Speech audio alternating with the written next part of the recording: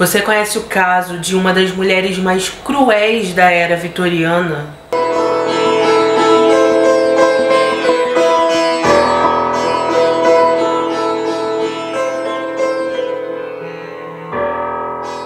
Conheçam Amélia Elizabeth Dyer. Ela nasceu em 1837 e morava com seus pais e seus irmãos na Inglaterra na era vitoriana. Ela tinha 4 irmãos, sendo eles 3 meninos e 2 meninas. Porém, segundo alguns relatos e algumas matérias que eu li, ela teria tido mais 2 irmãs mais novas que teriam morrido de causas desconhecidas e por isso ela acabou se tornando a caçula da família. A família de Amélia sempre foi uma família de posses, eles tinham bastante dinheiro, porque o pai dela, Samuel, trabalhava em um emprego bem lucrativo da época, que era ser sapateiro. Por causa disso, ele conseguiu dar uma boa educação para todos os filhos e todos eles aprenderam a ler e a escrever.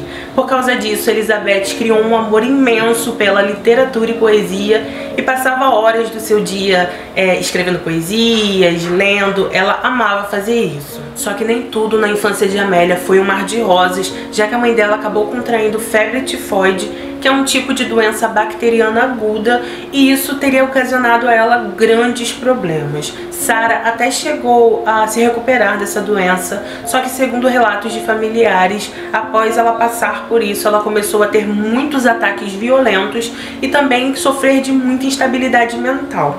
Por causa disso, Amélia começou a tomar conta da mãe, ela se tornou responsável por ela e passou a perceber como pessoas que têm doenças mentais se comportam durante as crises. Amélia cuidou da mãe até 1848, que foi quando Sarah morreu nos braços da filha com muitos e muitos delírios. Ainda em 1848, quando Amélia tinha 10 anos, ela acabou se mudando para a casa de uma tia em outra cidade e começou a trabalhar em uma fábrica de espartilhos como aprendiz.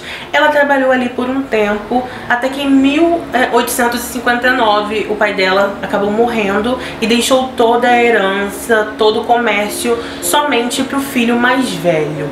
Ela então, em 1861, se mudou mais uma vez e acabou conhecendo um homem chamado George Thomas.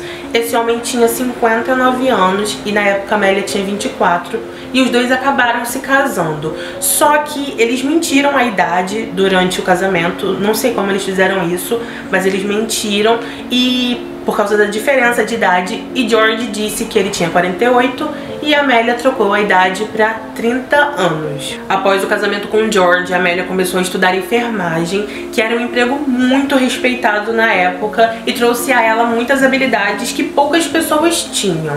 Amélia então conheceu uma mulher chamada Ellen. Essa mulher era parteira e elas se tornaram muito amigas e ela começou a trabalhar com ela. Ellen ensinou muitas coisas a Amélia e uma delas era como ganhar dinheiro fácil nessa profissão. Naquela época era muito difícil a vida de mulheres que engravidavam fora do casamento e por isso foi criado um tipo de sistema. Essas enfermeiras ou assistentes sociais cediam suas casas para receber essas mulheres e ali elas ficavam durante os últimos estágios da gravidez até dar à luz ao bebê. Assim que elas davam à luz ao bebê, elas entregavam ele a essas mulheres, pagavam uma certa quantia, que era entre 5 a 80 libras. Isso tudo dependia de qual era o status social da pessoa, se a mulher era pobre ou se ela tinha engravidado de um homem casado e ele queria abafar o assunto, ou de famílias muito ricas que não queriam que a filha manchasse o nome da família. Então, por isso que esse valor tinha essa diferença tão grande.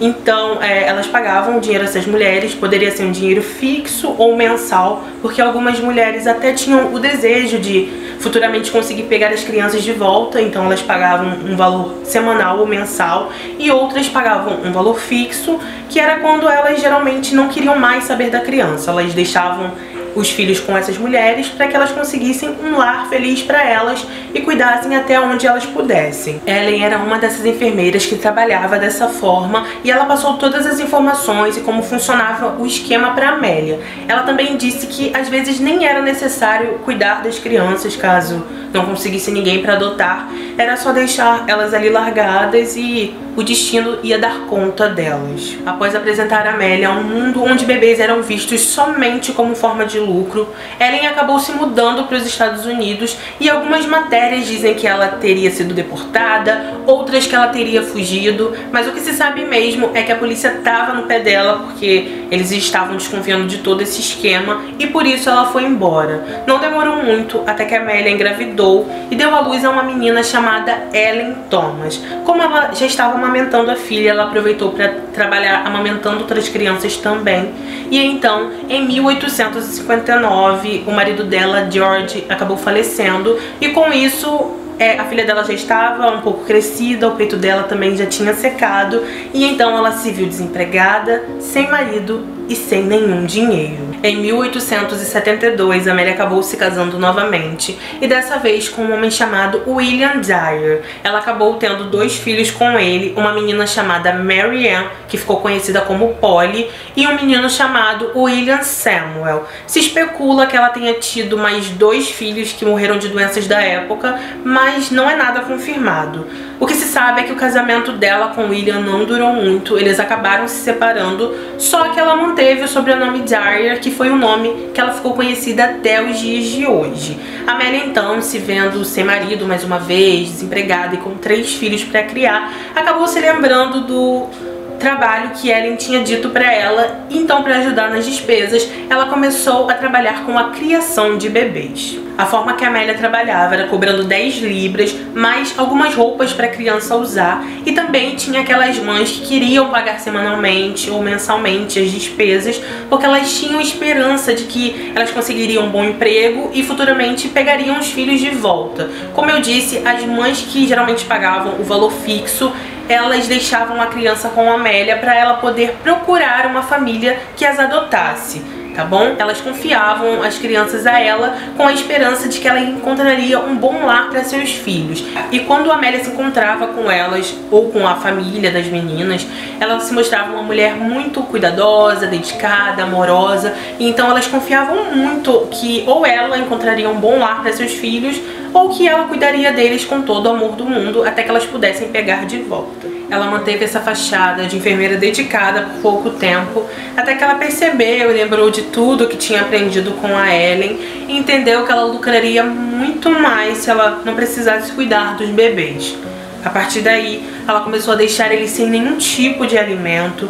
Quando eles choravam ou irritavam ela de alguma forma, ela dava altas doses de um tipo de sedativo e por causa disso os bebês acabavam morrendo ou de fome ou devido às altas doses que ela dava a eles. Um médico da região começou a desconfiar de Amélia, já que ele foi chamado na casa dela 4 vezes no espaço de 2 semanas, e então, achando aquilo tudo muito estranho e desconfiando muito, ele foi até a polícia, que começou a investigar ela e viu que ali naquela casa houveram muitas mortes por negligência. Só que mesmo após todas as investigações, Amélia foi sentenciada a somente 6 meses de trabalho voluntário, e apesar da pena ter sido muito branda e chegar a ser ridícula, aconteceu alguma coisa naquele lugar, não se sabe exatamente o que, mas após ela ser forçada a fazer todo esse trabalho voluntário, ela começou a sofrer de muita instabilidade mental, ela começou a ter vários ataques violentos, tentou tirar a vida diversas vezes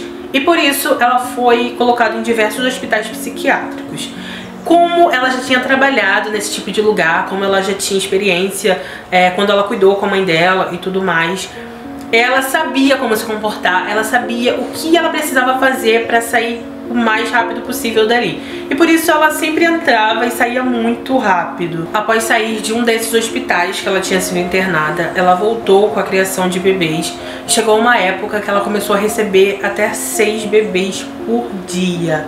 A Amélia também aprendeu que não era necessário chamar um médico para testar a morte, que ela mesma podia se livrar do jeito dela sem deixar nenhum rastro e assim a polícia não ia ficar atrás dela. Ela também passou a se mudar constantemente e a mudar de nome muitas vezes para despistar a polícia e eles não saberem exatamente quem ela era. Algumas das mães que entregavam os filhos a ela queriam ver como eles estavam, como estavam sendo cuidados, se estavam bem, mas assim que iam atrás dela de novo, já não tinham ideia de onde ela tinha ido, porque ela já tinha trocado de nome, já tinha mudado de cidade e as crianças já não existiam mais. Em 1890, uma governanta que supostamente teria engravidado do patrão procurou por Amélia e entregou o bebê aos cuidados dela. Ela também pagava um valor mensal para todas as despesas da criança e para que sempre que ela pudesse fosse até o local para visitá-lo. Em certo dia, assim que ela chegou lá, Amélia entregou um bebê para ela, só que ela começou a suspeitar que aquele bebê não era seu filho. Foi aí então que ela começou a procurar uma marca de nascença que ele tinha, e quando ela não encontrou, ela ficou muito chateada, muito desesperada, foi até a delegacia e relatou tudo à polícia. Assim que eles chegaram na casa de Amélia, ela teve um colapso mental, teve um surto, tentou até tirar a vida, ingerindo muito bebida alcoólica e substâncias ilegais, mas como ela já era acostumada, ela já era alcoólatra, ela já estava acostumada a ingerir esse tipo de substância, ela acabou sobrevivendo e foi levada até uma clínica psiquiátrica novamente. Ela ficou nesse hospital por um bom tempo e nem mesmo toda a sua experiência e sua desenvoltura para enganar os médicos fez com que ela saísse de lá cedo. Ela só saiu em 1893 e parece que ali ela teve uma das suas piores experiências. E por causa disso, ela nunca mais teve nenhum tipo de colapso ou nenhum ataque de fúria que fizesse com que alguém colocasse ela em algum hospital novamente. Assim que saiu, ela voltou ao trabalho mais uma vez e dessa vez ela passou a colocar anúncios em jornais anunciando que um casal modesto que morava num campo gostaria muito de adotar uma criança. Nessa nova estratégia, ela convocou a filha Polly, seu genro Arthur e uma mulher chamada Jane Smith. Não fica claro a atuação dos três nos planos, mas aparentemente todos eles se envolveram. Em 1896, uma mulher chamada Evelina, de 25 anos e que trabalhava em um bar, acabou dando à luz a uma menina chamada Doris. Ela então colocou um anúncio no jornal dizendo que precisava muito de uma mulher respeitável e que pudesse cuidar de sua filha. O intuito de Evelina era deixar a criança com essa pessoa e após algum tempo, após se estabelecer financeiramente, buscar a filha para voltar a morar com ela. Assim que Evelina colocou o anúncio, ela comprou um jornal para ver como ele estava e logo ao lado do anúncio dela tinha um anúncio de uma mulher chamada Mrs. Harding. Mrs. Harding era um dos pseudônimos que Amélia utilizava para enganar as pessoas e despistar a polícia.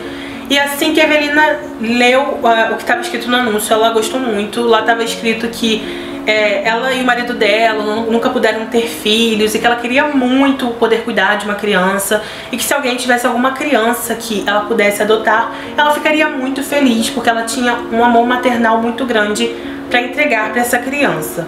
Evelina então começou a se corresponder com a Amélia por cartas e Amélia disse para ela que só precisava de 10 libras, uma caixa com roupas da criança e que Evelina poderia visitar Doris sempre que ela quisesse. Só que Evelina queria pagar um valor mensal, já que ela tinha esperanças de pegar a filha de volta, então ela disse isso para Amélia. Só que a Amélia disse pra ela que não tem problema nenhum se ela pagasse essas 10 libras, futuramente ela poderia buscar a criança na hora que ela quisesse. Convencida de que estava fazendo a coisa certa, Evelina então marcou com Mrs. Harding em uma estação de trem. Ela não tinha as 10 libras, já que ela não estava trabalhando, mas de alguma forma ela conseguiu. Então ela levou o dinheiro, uma caixa com as roupas de Doris e assim que viu aquela mulher, ela entregou tudo pra ela. Ela até chegou a achar estranho, porque ela pensou que Mrs. Harding era uma mulher mais jovem e não uma que já tinha passado dos 50, mas quando ela viu que ela tratou a filha dela com todo o carinho do mundo, com todo o amor, ela achou realmente que estava fazendo a coisa certa. Evelina diz que assim que ela chegou em casa, o coração dela se despedaçou e ela ficou muito triste de ter entregue a filha àquela mulher, mas ela achava que estava fazendo o melhor que ela podia naquele momento. Depois que saiu dali com a criança, a Amélia chegou até a enviar uma carta para Evelina, mas após isso ela nunca mais teve notícias da filha e todas as cartas que ela enviava nunca eram respondidas. Mal ela sabia que naquele mesmo dia, assim que ela saiu da estação de trem, ela se encontrou com a filha Polly. Elas foram até o apartamento onde moravam. A Amélia pegou uma caixa de costura, ali dentro tinha uma fita branca, então ela pegou aquela fita branca, enrolou no pescoço de Doris e, segundo a Amélia, ela gostava de ver as crianças com aquela fita enrolada no pescoço, esperando o destino delas. e após isso ela enforcou Doris até que ela perdeu sua vida. No dia seguinte, no dia 1º de abril de 1896, Amélia pegou mais uma criança, dessa vez era Harry Simons, e assim que ela chegou em casa, ela também procurou uma fita, só que ela não achou, então ela lembrou que tinha uma fita no pescoço de Doris, foi lá, pegou a fita, enrolou no pescoço de Harry e fez a mesma coisa com ele. Ela e a filha então enrolou os dois em papéis pardos. Amélia colocou eles dentro de uma sacola, colocou ali também tijolos para fazer peso. Ela então pegou uma condução até o rio Tamisa, me perdoem porque eu não sei a pronúncia correta. E assim que ela chegou lá na ponte, ela espremeu a sacola entre as grades e jogou dentro do rio.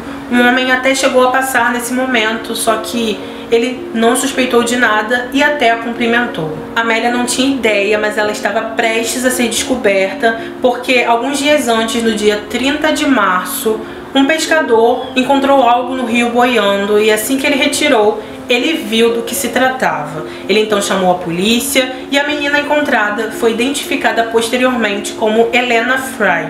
Ela também estava envolvida por um papel pardo e o que estava escrito no papel ainda estava legível. Ali tinha o nome de uma pessoa e um endereço. O nome que estava ali era um dos pseudônimos que Amélia usava, que era Mrs. Thomas. Os policiais foram atrás dela, mas como eles não tinham provas, eles não puderam fazer nada com ela. Com medo de uma suposta fuga, porque com certeza ela ia fugir, eles então pediram a ajuda de uma mulher, pediram que essa mulher entrasse em contato com a Amélia, dizendo que queria que ela adotasse seu filho.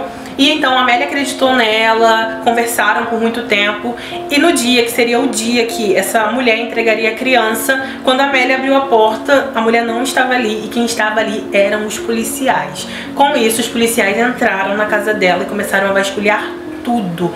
Assim que eles chegaram ali, eles relatam que sentiram um cheiro muito forte de podridão, mas que não encontraram nada relacionado a isso.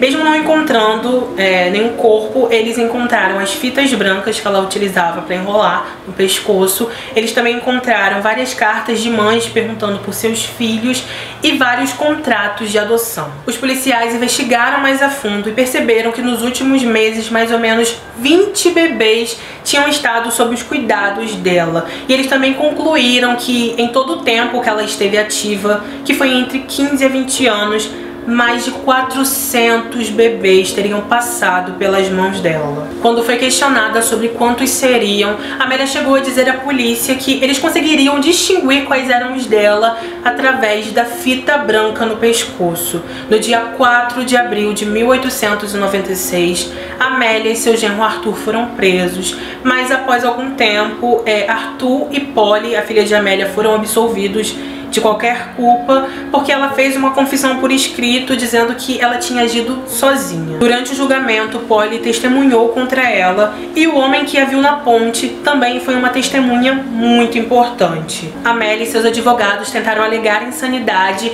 apresentando provas de que ela tinha sido internada em vários hospitais, mas o júri não aceitou isso e ainda disse que ela tinha uma tendência de só mostrar insanidade ou ter algum problema mental quando alguém estava de olho nela ou quando ela estava prestes a ser descoberta. No dia do julgamento não levou nem 5 minutos para o júri considerar ela culpada e então Amélia foi sentenciada à morte. Após ser sentenciada, ela foi levada para a solitária, onde ficou 3 meses e ali ela escreveu em 5 cadernos, colocando com detalhes tudo o que tinha feito, e após terminar de escrever nesses cadernos, ela os entregou para a polícia. Às 9 da manhã do dia 10 de junho de 1896, aos 59 anos, Amélia foi enforcada na prisão de Newgate após responder que não tinha nada a dizer. Após o caso de Amélia, o sistema de adoção na Inglaterra se tornou muito mais rígido, mas mesmo assim muitas coisas continuaram acontecendo no decorrer dos anos.